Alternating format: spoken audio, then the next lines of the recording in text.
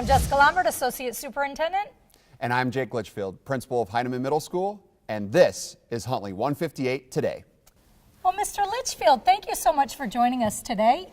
You know, you are our first guest host on Huntley 158 Today, so welcome. It is my honor and privilege to be here, and I know I have big shoes to fill. I feel like I'm up to the task. That sounds great. Well, Mr. Litchfield, we kind of especially chose you to guest host this because you have a little connection to our next guest. Yes, today we have Erica Bilderback, and Erica is a previous Heinemann student. She was promoted in last year's 8th grade class, and so welcome, Erica. Why don't you tell us a little bit about yourself? I'm Erica Bilderback. I'm a freshman at Huntley High School. Welcome. Thanks for joining us. Erica, we heard that you participated last year in 2017 in a very special event. You competed karate at the World Shotokan Karate Championship. Why don't you tell us a little bit about that experience? So there were 64 countries there. I competed against 62 of them. My first round was against Serbia, my second round was against Russia, my third was against Czech. My fourth, which is the semifinals, was against Spain, and my finals match was against the United States. And how did you do? I did very well. I got a silver medal, and I competed against one of my teammates for the finals round, so the United States took first and second. Excellent. Congratulations. Congratulations. Mr. Litchfield, how do you think? Could you compete up against that? I've got nothing. I will not be in this year's competition. Can you tell us a little bit about the broad spectrum of the competition? Where were you? How did that impact your school day? And just give us some general details. So the competition was in Treviso, Italy. It's right outside of Venice. And it was a really great experience seeing how other countries have to live their life. The people there aren't like us. If they lose or they don't do very well, depending on what the score was, they could basically lose their home or lose everything that they have. And for here, if you lose, it's just you learn from your mistakes and you try back next time. And if they get first, then the government pays for everything, their house, their food, everything, like karate and everything. So it just put everything into perspective that you shouldn't take anything for granted. And I just do it for the fun, and it's fun to do. So coming back, I'm still going to school. I still have to do my homework. I still have to come here every day and keep up with my grades.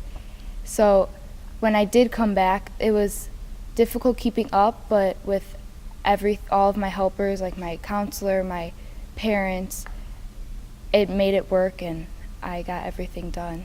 And you competed against all these other countries. Did you build any relationships or get to know any of the other contestants, and do you stay in contact with them? So I met someone from England, and so we traded Snapchats or followed each other on Instagram, and there's a group chat of all England people and the United States, and we just keep in touch with each other. And it's really cool because from across the country you can keep in touch with them, whether it's having a streak with them or having a conversation with them. It's really cool. And I also met someone from Italy too, and they speak very good English for being that's not their foreign language. So it's really cool keeping in touch with them. Great. What's your history with martial arts? When did you start out? How did you get interested in this as an outside of school activity? So my grandpa, my aunt, and my mom all did karate. And my aunt was a world champion for many years straight. My grandpa was a world champion. And my mom, she did it for the fun of it, and it ran in the family. So she was like, why don't we put you in it and see if you like it? She didn't think I would like it that much, and turns out I really did, and I was really good at it. So that's how I started off. I've been doing it for 7 years now. I started when I was 8, and now I'm 15. So. And where would you like to continue going with this? What's your ultimate goal for karate? My goal is to get into the Olympics. Karate's in the Olympics now for 2020, but you have to be 18 to compete. I'll be 17. So I just missed the cutoff, and I'm going to try out for 2024. So in order to try out, you have to go to tournaments, and they're called K1 events. to get points for the Olympics, and if you take first or second, you're automatically in the Olympics. And if you get third, you start to get points for it, so those points add up, and whoever has the most points get into the Olympics. Excellent. So beyond the World Shotokan competition, what other competitions have you competed in to gear up towards that Olympic run? Last year, or 2 years ago, I went to Ecuador for the Pan American Championships. There was a little less countries, there was less than 50 countries, I think, and it was just North America and South America. I tried out at nationals. If you get first or second at nationals, then you can go there. So only 2 people represent in each age division and weight division. So that tournament, I went against Venezuela first round and I lost, but I learned from what I did in that match. Now, you talked at the very beginning that you still have to go to school, you're still doing all your studies, all those things. You're a freshman here at the high school. Do you know what you want to do when you graduate from high school? Do you have some career aspirations or?